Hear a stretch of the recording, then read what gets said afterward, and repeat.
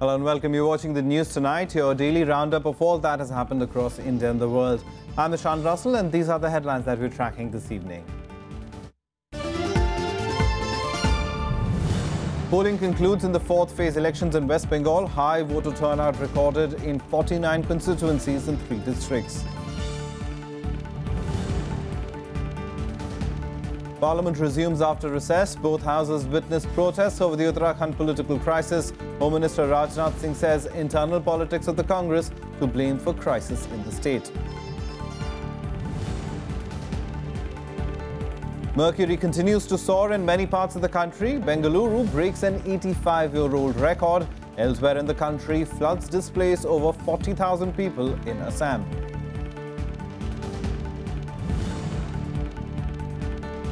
A special Mumbai court discharges all 9 men arrested in connection with the Malaga bomb blast case.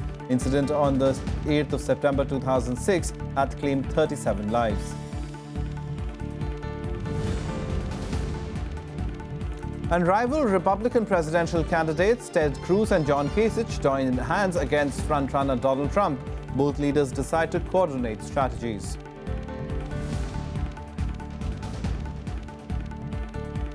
Our top story this evening, a fourth phase of polling ended in West Bengal a short while ago. Over 67% turnout was recorded till the mid-afternoon in 49 constituencies this time around in the fourth phase. Now, while overall voting was peaceful, police arrested a number of people in various poll-related incidents.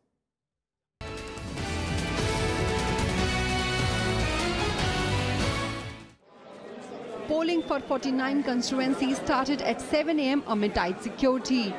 Over 1 crore voters were scheduled to cast their ballots in 12,500 polling stations in North Parganas, Bidhannagar and Howrah districts. Security चाहते हैं ये जो पानी का problem है ये बहुत है ये तो बरसात का 2 महीना हम लोग को तंग करके रखता है चाहती हूँ कि जिसको वोट दिए है वो जीते और देश के लिए मतलब वेस्ट बंगाल के लिए अच्छा काम करे. The Election Commission deployed 90,000 security personnel, including Central Armed Forces, in the 3 districts to ensure free and fair elections. 5 police observers of IAS rank kept a vigil on the law and order situation. Nearly 180 people were arrested for bogus voting and booth capturing. In the Howrah North seat, Trinamool candidate and former cricketer Lakshmi Ratan Shukla lodged a complaint against BJP leader and former actress Rupa Ganguly for disrupting the polling process.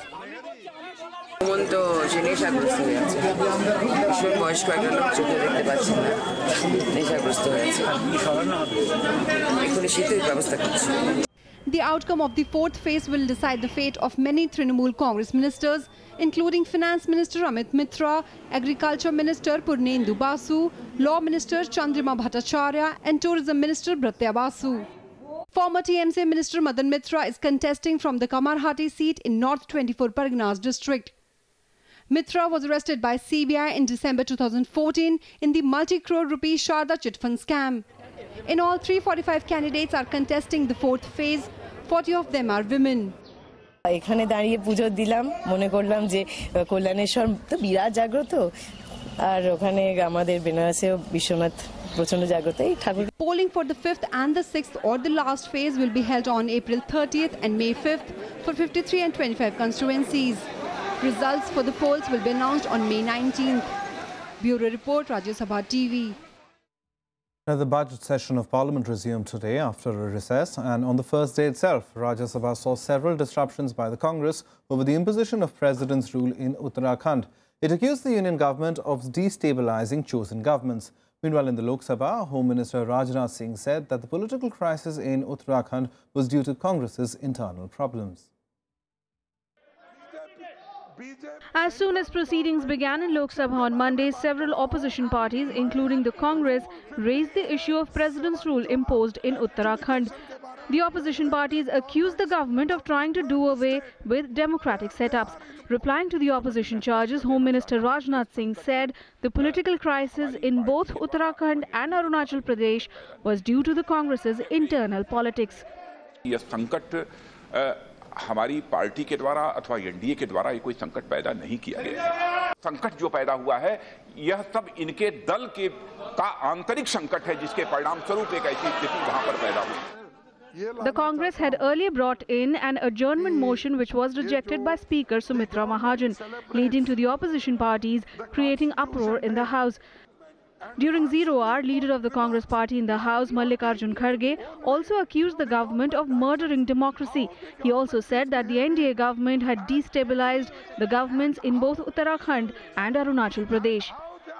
The government celebrates the Constitution Day and speak loud about Dr. Baba Saheb Ambedkar, and in contrast take every possible measures to strangle democracy and suffocate a dissenting views. The Uttarakhand matter is in Supreme Court for now. Pranav Goswami's report for Rajya Sabha TV. Now, the Ethics Committee of the Upper House is likely to recommend the expulsion of Vijay Mallya from membership of Rajya Sabha. The committee deliberated on the issue in its meeting today. The next meeting will be held on the 3rd of May, where a final decision will be taken after receiving a reply from Vijay Mallya.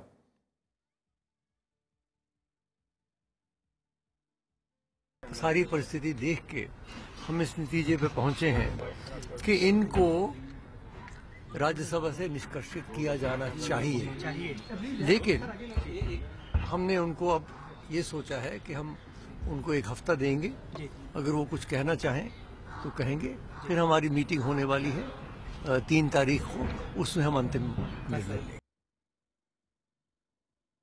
Earlier, the Ministry of External Affairs revoked Mallya's passport. The ministry is now consulting legal experts on Mallya's deportation, as a stay in the UK is illegal. Mallya has the option of appealing before the Passport Office or moving the High Court or the Supreme Court challenging the revocation. Alternately, he could also seek permission to stay in the UK from the courts there. Meanwhile, reports have appeared suggesting that Mallya's name has appeared on the electoral rolls in the UK with his country home in Britain as his recorded address. Now, a special court in Mumbai has discharged all 9 Muslim youth charge-sheeted in the 2006 Malaga Serial case.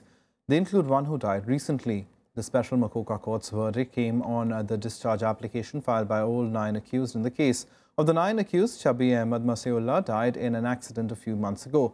All of them have spent a minimum 5 years in jail after they were arrested. The verdict raises a question mark on the evidence presented by the anti-terror squad. Now, Pakistan's Foreign Secretary Aizaz Ahmad Chaudhry will visit India on Tuesday to attend the Heart of Asia Regional Conference. Chaudhry, who will lead the Pakistani delegation to the meeting, will also have bilateral talks with his Indian counterpart S. Jaishankar.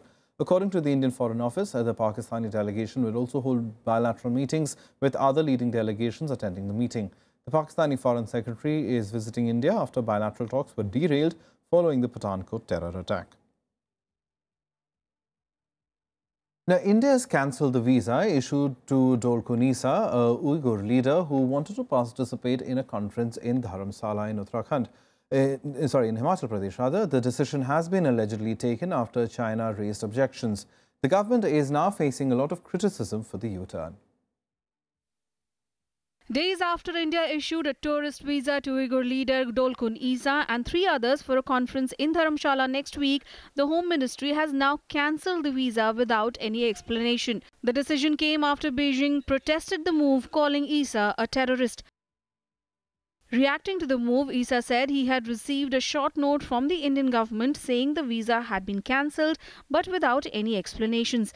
He suspects China's involvement in the episode, as Beijing had earlier criticized India's move to grant him visa. Dolkun Isa is a leader of the World Uyghur Congress. He was invited for the conference organized by US-based Initiatives for China. I do not know the compulsions that India has had in cancelling this visa to Mr. Isa, who is a Uyghur militant. He is exiled from China.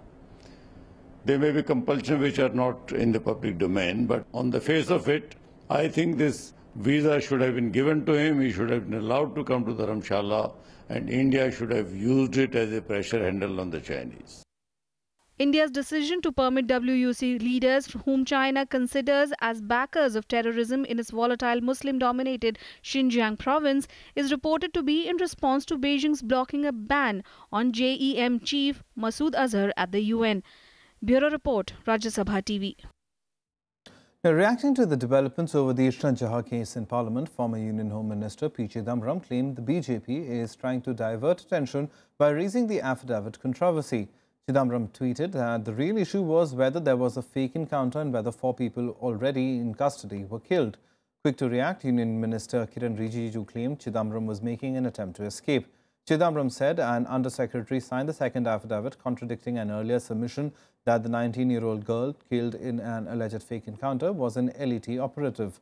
The first affidavit, which was filed in the Gujarat High Court based on inputs from Maharashtra and Gujarat Police, called Ishran Jahan Lashkar-e-Toiba operative, but this was ignored in the second affidavit that said that there was no conclusive evidence to prove she was a terrorist. The second affidavit was claimed to be drafted by Chidambaram. Somebody creates a situation which amounts to compromising national security. It is not an issue which can be termed as diverted, or it is not a diversion matter for us. It is too serious. I think the former Home Minister should not make such statement. It is absolutely right that Home Minister approves the contents of the affidavit as per the procedure. He had approved the contents of the affidavit. Everything, every line written on is as the approval of the Home Minister. Time for us to take a short break. Lots more on the other side. Do stay tuned.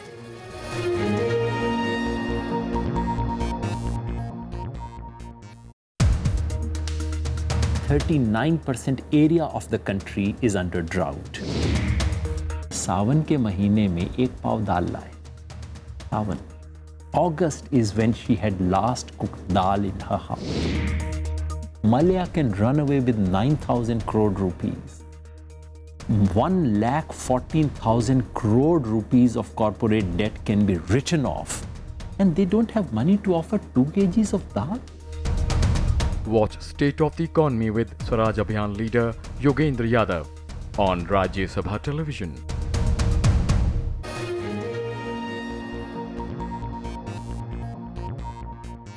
Welcome back. You're watching the news tonight.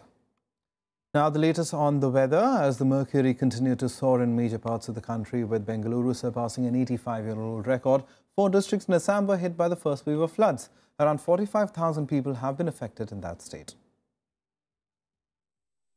With the mercury skyrocketing in Karnataka, Bengaluru beat an 85-year-old record with a staggering 39.2 degrees Celsius. The high temperatures are expected to continue for a few more days till it rains in the city. We have recorded the highest ever maximum temperature of 39.2. It has broken the all-time record for the month of April. That was 38.3, which was recorded on the 30th of April, 1931. The heat wave also continued unabated in Odisha, with Titlagarh becoming the hottest place at 48.5 degrees Celsius in the country. The state government, which earlier declared school holidays till April 26th, announced summer vacation in advance. Most parts of Tamil Nadu experienced an unprecedented heat wave, with temperatures crossing the 40 degrees Celsius mark. Vellore recorded the highest of 43.7 degrees Celsius. दिन भर बहुत गर्मी है. हम लोग रह नहीं पाते, घर के अंदर भी रहते नहीं, बाहर भी रहते नहीं, सब बाहर से ऐसे घूम के दिन गुजारते हैं. सुबह के टाइम में, शाम के टाइम में जरा से हवा आने से ठंडा लगता है जरा से. The ongoing heat wave will continue in Andhra Pradesh and Telangana for at least 5 more days. According to weather officials, the maximum temperature will cross 45 degrees Celsius. Patna remained the hottest place in Bihar with the maximum temperature at 41.1 degrees Celsius. In West Bengal, Bankura district touched the highest at 43.8 degrees Celsius, while Kolkata recorded an above normal 40.2 degrees Celsius. Hisar in Haryana recorded a high of 39.4 degrees Celsius. Titlagarh has recorded 48.5 degree. We have been in touch with the Met Office, and they have reported that in few places the temperature may go down by 1 or 2 degrees, but it would remain above 42 degrees in most of the places.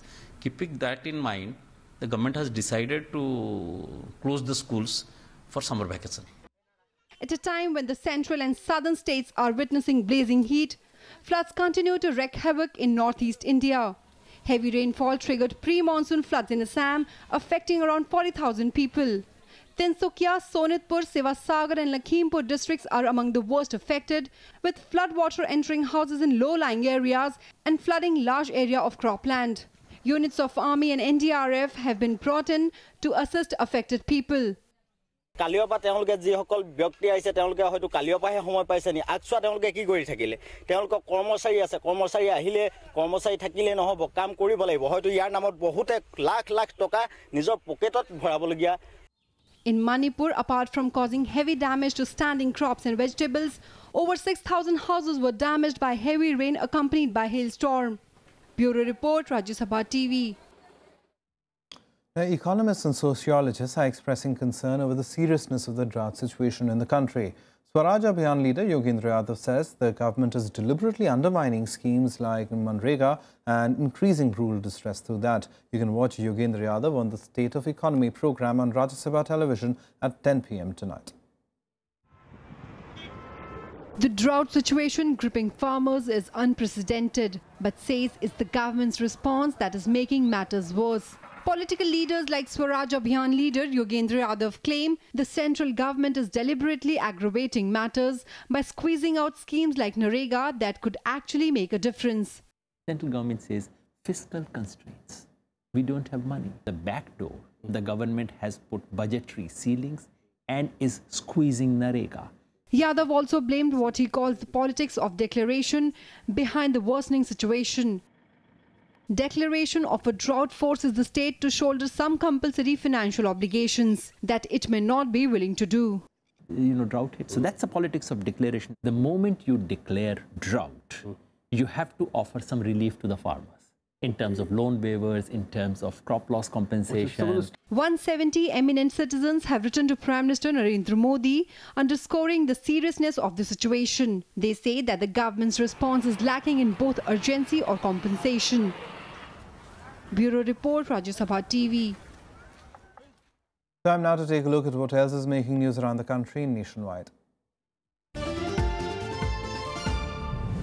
The Finance Ministry has lowered interest rate on PF deposits to 8.7% for the financial year 2015-16, lower than 8.8% decided by the Central Board of Trustees. The move has evoked strong protests from trade unions that dubbed the move as anti-labour. A sub-inspector in the Uttar Pradesh police was killed in an encounter with criminals in Greater Noida's Dadri area today. The sub-inspector, Akhtar Ali, was part of the team that was trying to arrest a criminal, Sultan, who was hiding in Dadri.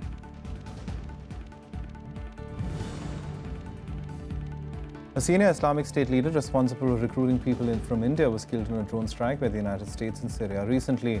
Mohammad Shafi Armar, who was also known as Yusuf, had reportedly become an important ally of IS chief Abu Bakr al-Baghdadi and was helping set up base in India.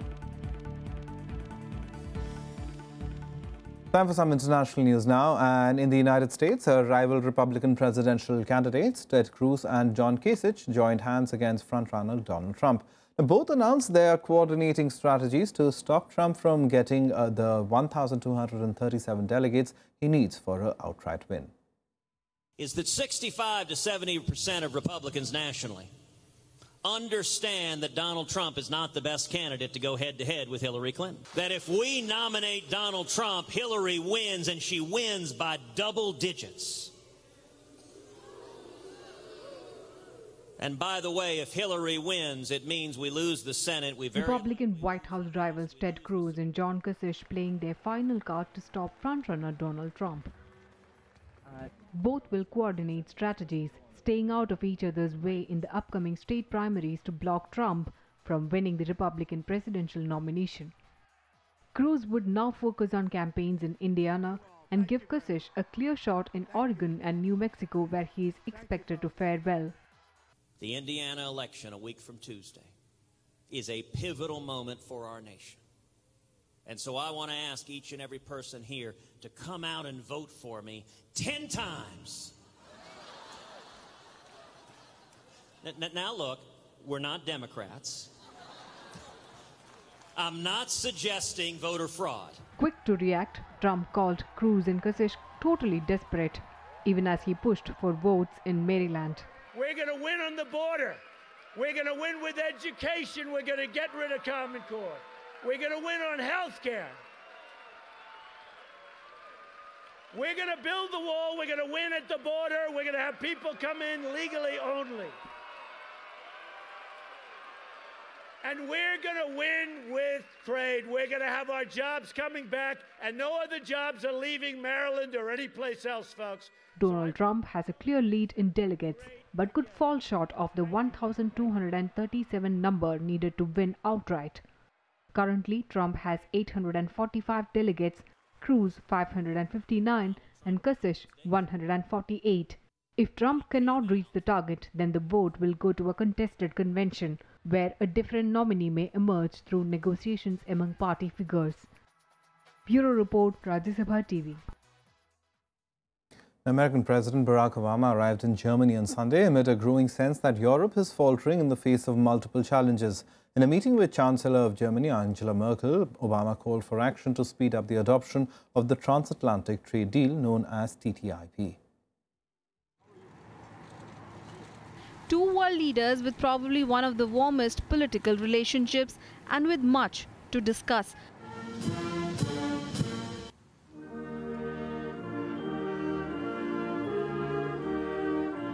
The American president is probably on his last official visit to Germany, and looking to add to his legacy, Obama wants to secure the Transatlantic Trade and Investment Partnership, or TTIP.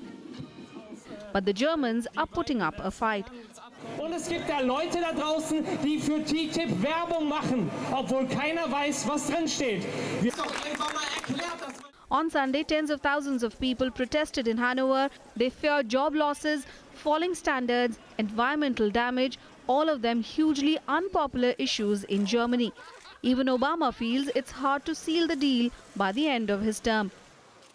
Angela and I agree that the United States and the European Union need to keep moving forward with the Transatlantic Trade Investment Partnership negotiations, which we'll discuss more this evening. But Obama's visit is also about security and bilateral talks on Syria, Ukraine and Libya. Merkel, along with President Obama, will meet the French, Italian and British leaders as well. In denen Menschen sich besonders sicher fühlen können. Es geht nicht um irgendwelche Einflüsse von außen, sondern aus diesem Genfer Prozess heraus. Das angesichts der Stammesstruktur in Libyen, angesichts der sehr Throughout the visit, the two leaders emphasized their mutual respect for each other. President Obama heaped high praise on Merkel, saying that she was on the right side of history for welcoming hundreds of thousands of refugees. What's happening with respect to her position on refugees here in Europe? She is on the right side of history on this. And for her to take on some very tough politics in order to express not just a humanitarian concern, but also a practical concern that in this globalized world, it is very difficult for us to simply build walls. She is giving voice, I think, to the kinds of principles that bring people together rather than divide them. And I'm very proud of her for that, and I'm proud of the German people for that.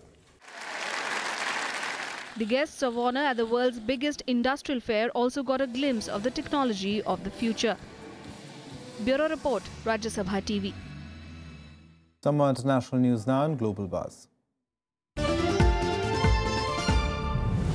Bomb hit Brussels subway station reopened on Monday after a month. 16 people were killed by a suicide bomber during the second terror attack on the 22nd of March. However, the Brussels airport, which was also attacked in a similar fashion, is still not back up to capacity.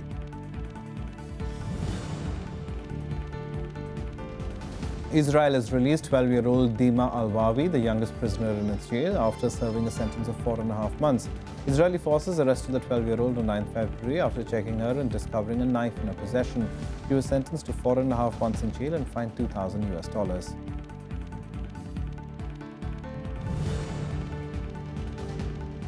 Doctors Without Borders has rescued 308 migrants and brought them to the port of Sicily. The group resumed search and rescue and medical aid operations in the central Mediterranean Sea and conducted its first operation in 2016 on the 23rd of April. The rescued migrants, who are mainly from Eritrea, include 205 men, 80 women and 23 children.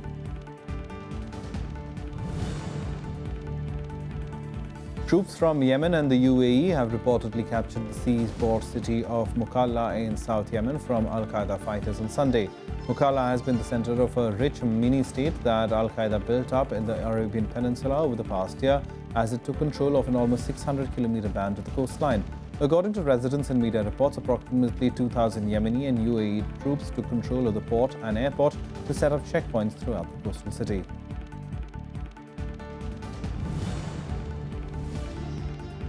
Nepal's National Reconstruction Authority has formally taken charge of rebuilding collapsed houses in 11 of the nation's severely quake-affected districts. Prime Minister KP Oli Sharma announced the start of a reconstruction of heritage sites and offered prayers at the 17th century White Wall Temple Anantapur, which was damaged in the quake. The Nepalese government has faced criticism for the delay in construction process and not providing necessary subsidies to victims to reconstruct their damaged dwellings.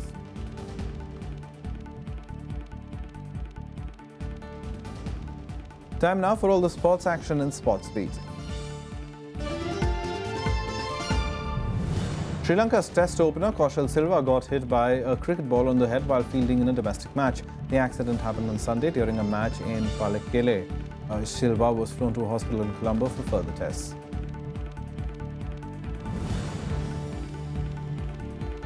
Sania Mirza and Martina Hingis lost the chance to win their 14th title as they suffered defeat in the final of the Stuttgart Open in Germany. The Indo-Swiss pair were beaten 6-2, 1-6, 6-10 by the French pair of Caroline Garcia and Kristina Mladenovic.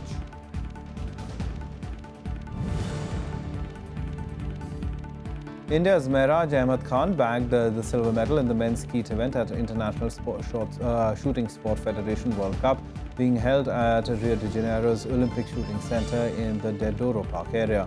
The 40-year-old Indian shooter lost to Sweden's Marcus Svensson 2-1 in the shoot-off tiebreaker of the men's skeet gold medal match, after both were tied in 14 targets after the regulation 16 shots.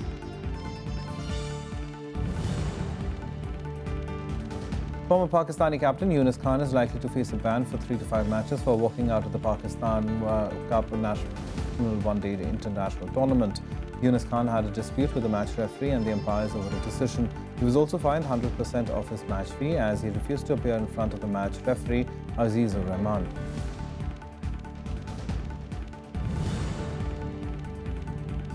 Arsenal's manager Arsene Wenger admitted that he was worried about his side's chances of making a top-4 Premier League finish. Wenger also admitted that he was frustrated by his side's repeated draws as these were hampering Arsenal's chances of qualifying for next year's Champions League. Arsenal are currently 4th in the standings and are just 5 points clear of Manchester United. Well, that's news tonight. Good night.